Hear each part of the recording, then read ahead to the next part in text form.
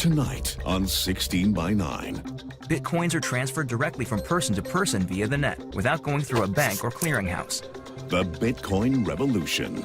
This is going to change the world. A brand new currency with no government control. No president, no king in this world can stop a Bitcoin transaction.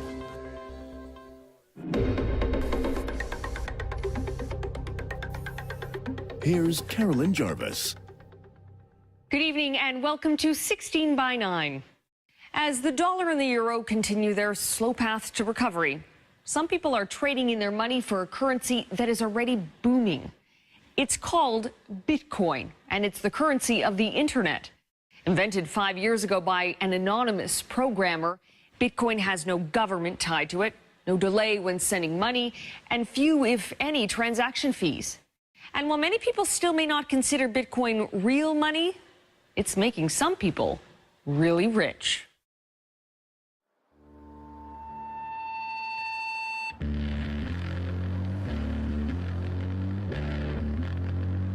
It has been the scene of many uprisings.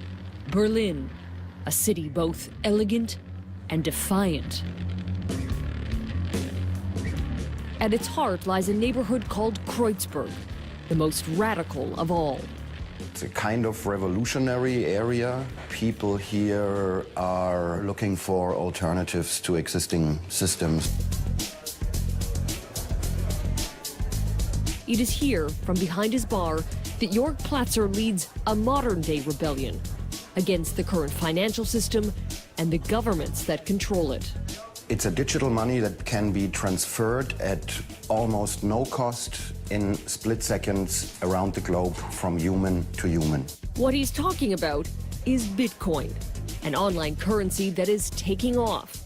That is 0.0353 Bitcoin, please. Bitcoin is different than anything you're used to. The dollar, the yen, the euro, currencies are traditionally connected to governments and to banks. But not Bitcoin. That's what makes it so appealing to the radical in Jörg. For example, no president, no king in this world can stop a Bitcoin transaction.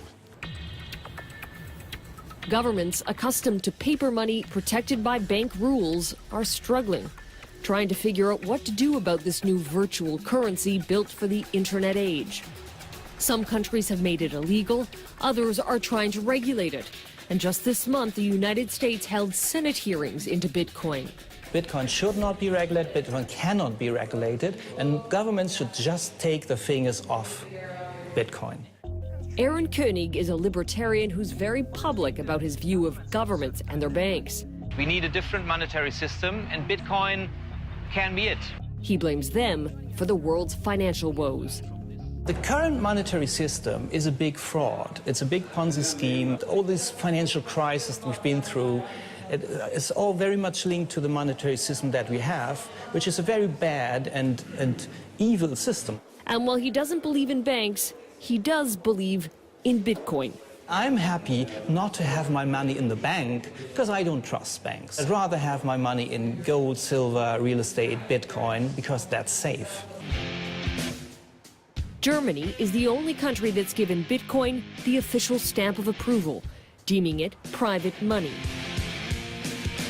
So here, at about 24 shops that accept it, you can use Bitcoin just like you'd use a euro. Jörg's bar was the first to accept Bitcoin and has become a gathering place for believers. We are from Holland. We made a decision to make a road trip to Berlin. I want to spend some Bitcoins because they are one of the places to be at the moment. Jörg is absolutely certain Bitcoin will eventually be used everywhere. I'm as confident about that as I was 25 years ago about email when everybody told me, Jörg, who is ever going to send these funny computer-to-computer messages? That's got no future. Bitcoin has been around since 2008, when this email was sent out to a group of techies. It talked about a new electronic cash system, and it was authored by Satoshi Nakamoto, a person or group of people who remain a mystery. The premise of Bitcoin can be tricky to explain. Bitcoin is a cryptocurrency, virtual money that exists in cyberspace. What is Bitcoin? Bitcoin is the first decentralized digital currency. While governments make new money by printing more at the mint, bitcoins are mined, not unlike gold. Except here, a supercomputer, or even a computer whiz, mines new bitcoins by cracking a complex code unique to each bitcoin. With Bitcoin, miners use special software to solve math problems and are issued a certain number of Bitcoins in exchange. When a code is cracked, the person who owns the computer now has a new bitcoin. And like a lump of gold, they can sell it or use it to buy things. Bitcoins are transferred directly from person to person via the net without going through a bank or clearinghouse. And again, like gold, the number of Bitcoin is finite, capped at 21 million.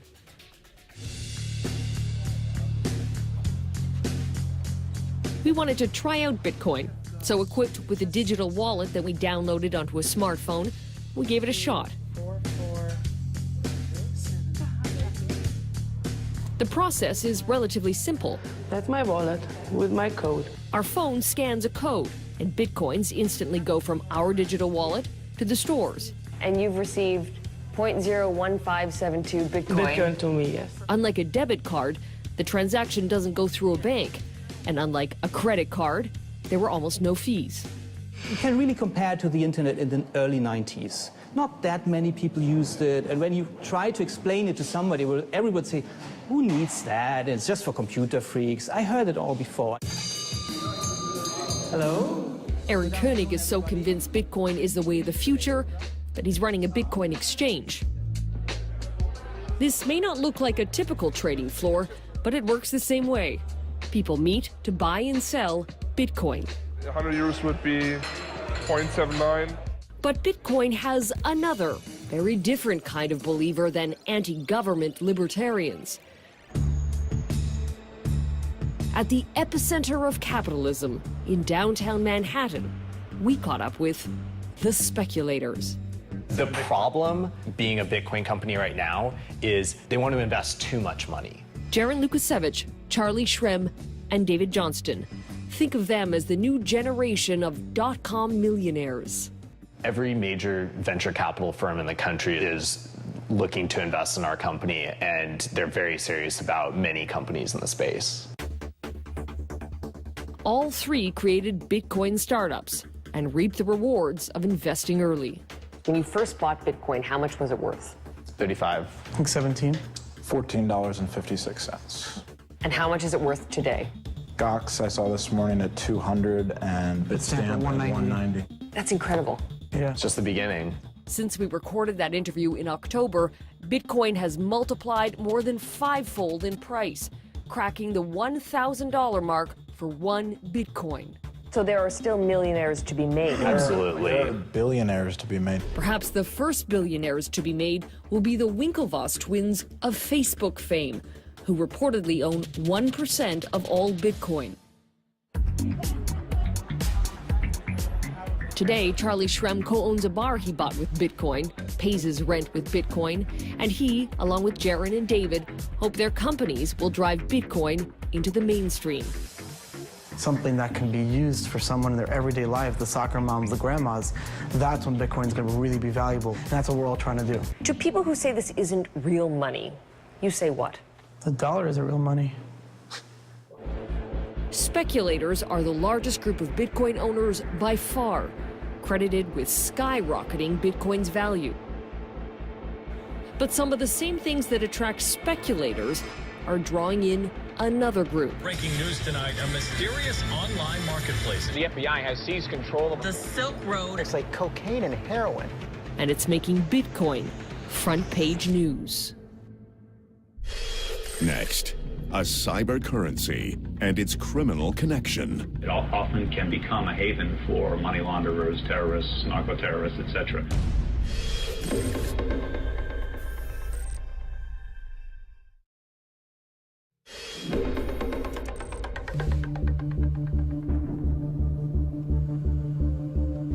It's been called the Amazon of illegal goods, an underground website with ads for drugs, guns, even hitman for hire. It went by the name Silk Road, and it only dealt in Bitcoin. It's Silk Road. Black tar heroin to crack cocaine. Cyber currency, illegal business on the web. When the FBI shut it down in October, it made headlines. They called it the most sophisticated criminal marketplace on the internet. A haven for money launderers, terrorists, narco-terrorists, etc. Sophisticated because Bitcoin, a new cyber currency, provides a veil of anonymity to its users. And according to the FBI, in the 2.5 years Silk Road was running, more than $1 billion worth of illegal goods was pumped through the site. Bitcoin is tainted by the company it keeps. Duncan Stewart is a tech trend analyst. The fact that Bitcoin has certain attributes that are unusually well suited to illegal activities means that it tends to attract those elements who wish to do illegal things. While the alleged mastermind of Silk Road denies all charges, police warn he won't be the only one who's caught. Already, another illegal bazaar has sprung up in Silk Road's place. It's called Black Market Reloaded, and on it we found ads for this AK-47, grenades, and cocaine. And again, it only accepts Bitcoin. You think people are going to be prosecuted for using Bitcoin in Canada? I think they will be prosecuted for using Bitcoin either for actual illegal activities, drugs, violence, weapons, or for making $1 million trading Bitcoin and not reporting that to the tax person. But there is another obstacle for Bitcoin as big as the FBI and the RCMP. The banks. In both Canada and the US, they are leery of Bitcoin. I've been kicked out of every major bank. I can't have an account at Chase, Citibank, Wells Fargo because I'm in Bitcoin. Charlie Shrem created a company to make Bitcoin more user-friendly. One bank flew me out and said the reason we can't work with you is we simply see you as a competitor to us. That's why we can't bank you. I know which bank that was. Yeah, have a nice day. So what am I supposed to do in that case? In Canada, some Bitcoin startups have received letters like this one, closing down their accounts. When we asked the banks about their position on Bitcoin, no one would explain. But security expert Michael Perklin has a theory. The way that the Bitcoin technology works, you don't need banks. You can be your own bank. It's got to be a scary notion if you're one of the major 5 banks in Canada. You're taking business away from the bank. It definitely is a sea change. Could the banks shut down Bitcoin? No. They can make it difficult to use, and they can make it difficult to go back and forth between traditional currencies and Bitcoin. But there's nothing that a bank can do to shut down Bitcoin. The rub for banks is that in the cyber world, you won't need a checking or savings account. People will be able to keep their money in an electronic wallet. So given this new technology, what will the banks look like in 20 years' time? Hi, I'm Mike. How's it going? And hi, you're Carolyn. How's it going? People can be their own banks. And if there's a sign that time is near, this could be it. So say we want to do $120. This is going to get you 0.5438 Bitcoin. The world's first, and so far only, Bitcoin ATM. It went live just last month in Vancouver and did $100,000 worth of transactions in the first week alone. The company's co-founder, Mitchell Demeter. We're going to be spreading those out across Canada, probably hitting the major cities, Calgary, Toronto, Montreal, and Ottawa. Still, the excitement for Bitcoin hasn't waned. The currency continues to grow. And for the true believers, it is the future. This is going to change the world. I see it as only a matter of time before this technology gets adopted everywhere. In my lifetime? Definitely in your lifetime.